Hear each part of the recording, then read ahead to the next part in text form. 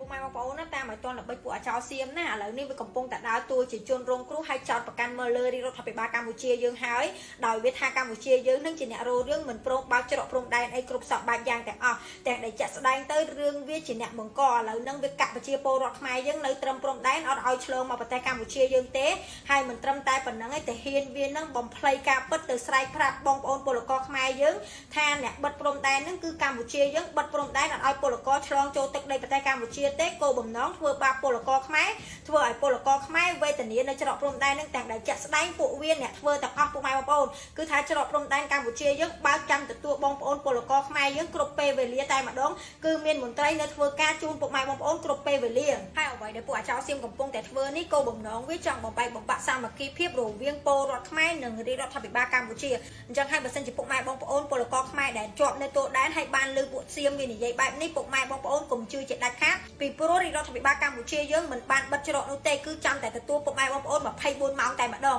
ហើយអ្វីដែលពួកអាសៀមផ្សាយថាវាបើកច្រកព្រំដែននេះពុកម៉ែបងប្អូនខ្ញុំនិយាយឲ្យដឹងការពិតតែម្ដងវានិយាយថាបើកច្រកព្រំដែនក៏ពិតមែនប៉ុន្តែវាមិនអនុញ្ញាតឲ្យឡានម៉ូតូធ្វើដំណើរឆ្លងកាត់ឬមនុស្សឆ្លងកាត់នៅតាមច្រកព្រំដែននឹងទេអញ្ចឹងបានន័យថាវាប្រកាសថាបើកតែមាត់នោះទេប៉ុន្តែការអនុវត្តគឺសូន្យតែម្ដងវាប្រកាសបែបហ្នឹងដើម្បីលាបពណ៌មកលើរាជរដ្ឋាភិបាលកម្ពុជាយើងធ្វើឲ្យអន្តរជាតិឃើញថាកម្ពុជាយើងអាក្រក់ទាំងដែលជាក់ស្ដែងទៅវាជាអ្នកប្រព្រឹត្តទាំងអស់